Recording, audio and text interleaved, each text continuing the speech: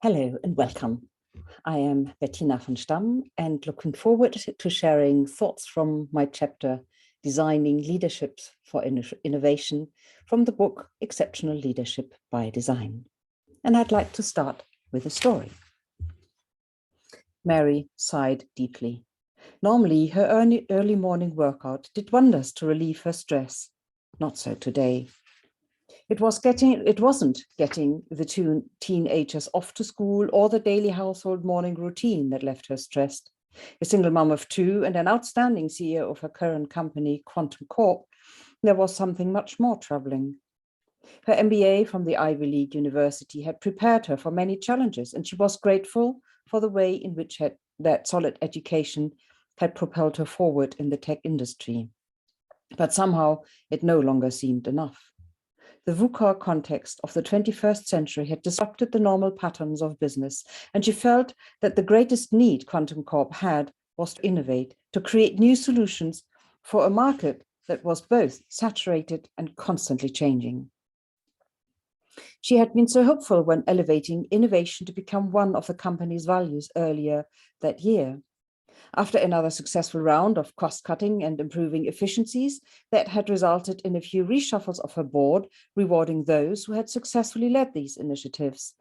And then she had called a board meeting to explain that now was the time to embrace innovation. She had given the task to find out what was required to become more innovative to young Henry, who was enthusiastic and had been singled out for his leadership potential.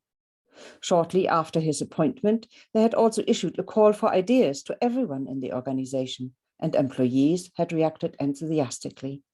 In fact, the response had been so enthusiastic that they had been unable to give the feedback they had promised everyone, and she had felt disappointment spread, followed by cynicism. Yet despite the hundreds of ideas that had been submitted, there had been nothing with the potential to truly make a difference. Ideas had been either incremental in nature or so removed from the company's core that it would have been irresponsible to pursue them. Mary was also concerned that her board, despite being outwardly supportive of her innovation drive, were somewhat reserved when it came to truly committing time and resources. From the various ideas that had been presented to them, they had invariably chosen the least innovative ones, those ideas that were close to what they and their competitors were already doing. She stared at her computer screen as if expecting a message to appear that would tell her the secret of creating an innovative organization. Where to start? What were the main obstacles? How could the organization overcome them? And what was her role in all of this?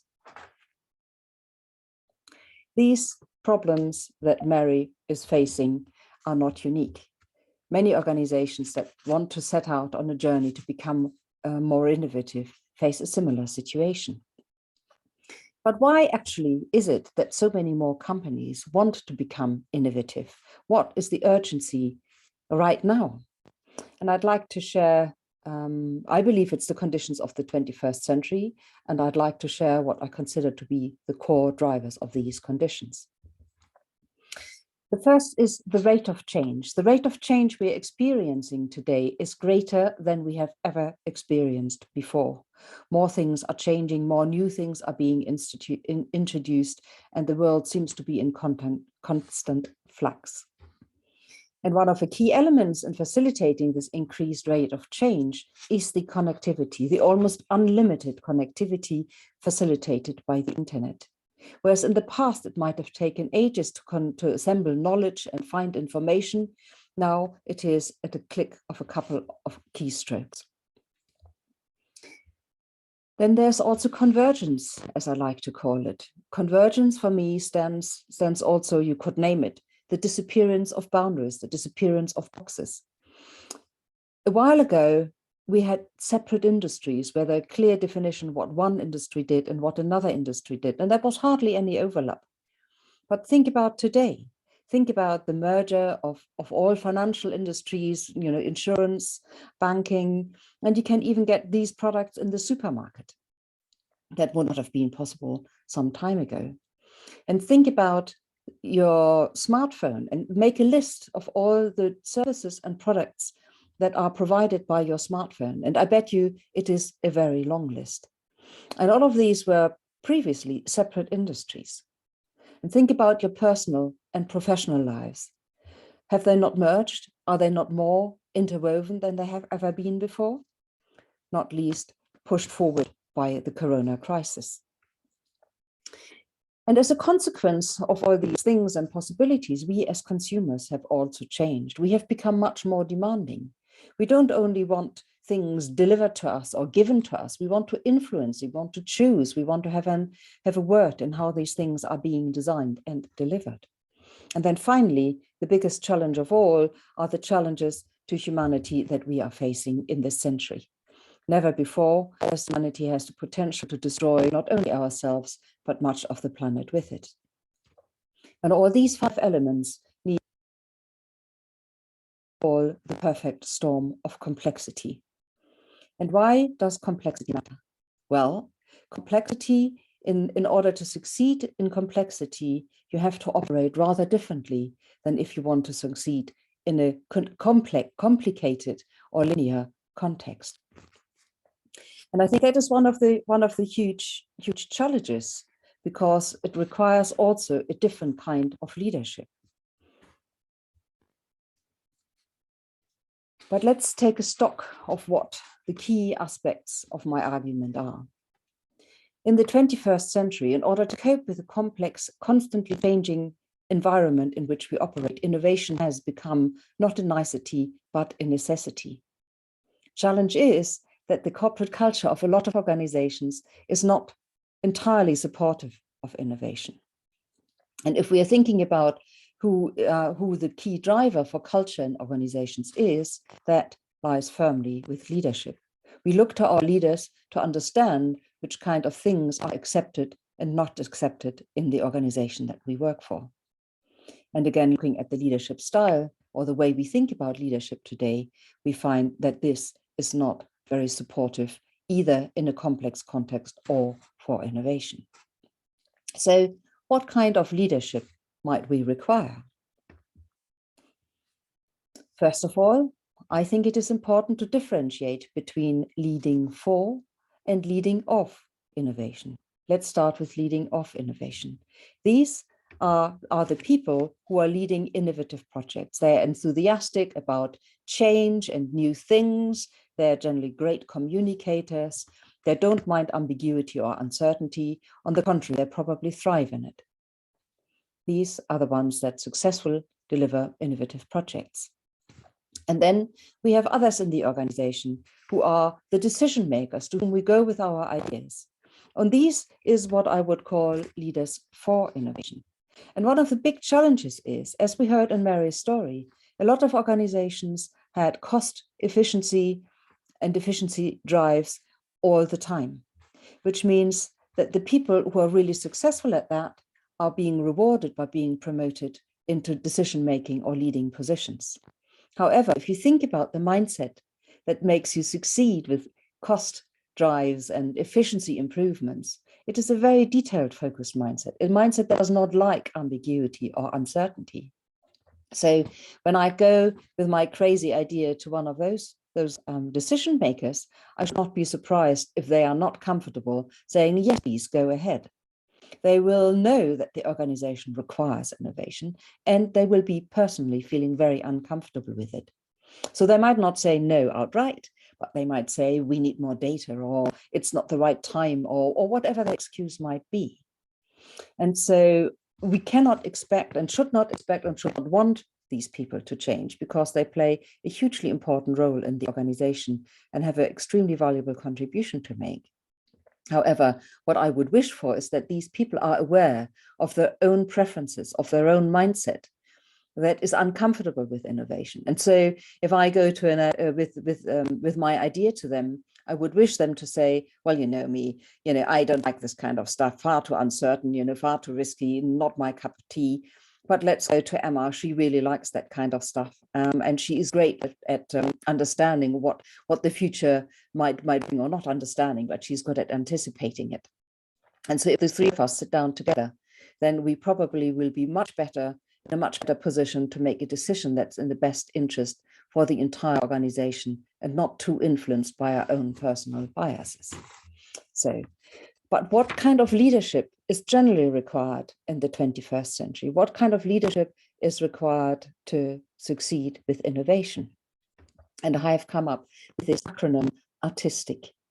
And no, it's not got anything to do with being able to draw or something like that, but each letter stands for a number of different attributes, which I would like to introduce. Let's start with the A. The first thing is that in order to succeed in the 21st century and with innovation, you need to be authentic. As the context is moving so fast, we don't have time for political games and such shenanigans. We need to be able to understand what the person stands for, so we know whether to align ourselves with them or not. No political games. The second one is awareness.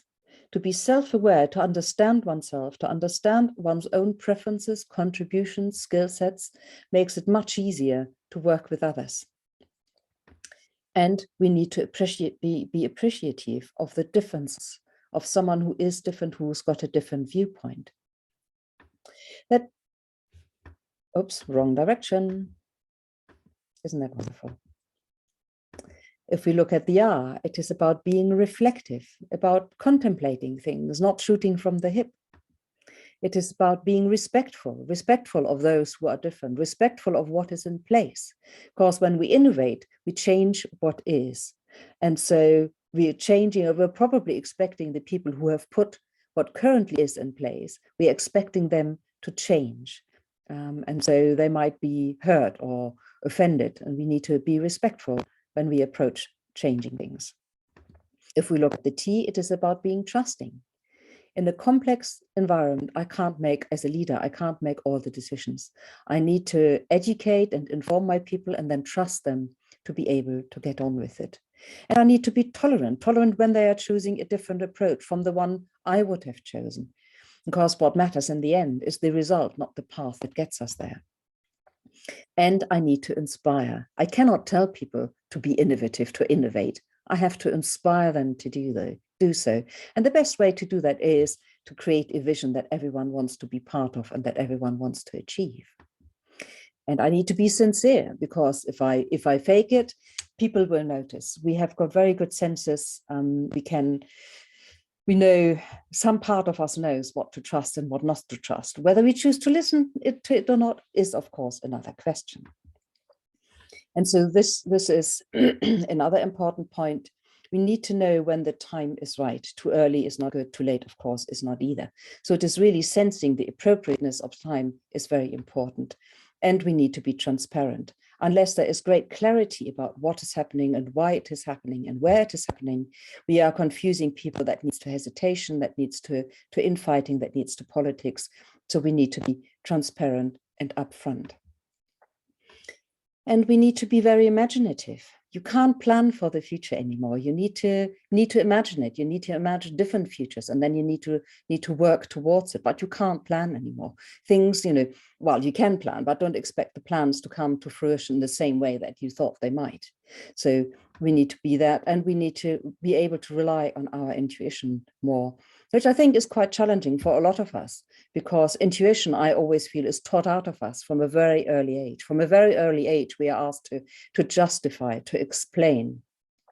Just to have this inner way of knowing does not seem to be acceptable. And then we have to be curious. Without curiosity, without asking questions, we will never find a springboard for innovation. So curiosity is absolutely key. And we need to collaborate. We need to be collaborative, because in this fast-paced work, we can't pass things on to each other. We need to work together. That's one reason. The other reason is that no one of us will have the skill set to address the challenges that we face. And so one last aspect, be courageous, because the decisions that we need to make are not easy ones. They are involving or requiring us to take risk. They are requiring us to embrace ambiguity and uncertainty, and might not always be the most popular ones. And this is why, combined with the intuition and the awareness, we have to combine the courage to make the decision that we need today. So here are some questions that you might want to contemplate.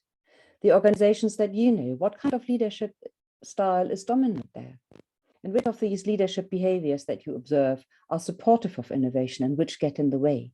Which artistic leadership characteristics do you observe? Do you observe any? And then, how might you help nurture and encourage them?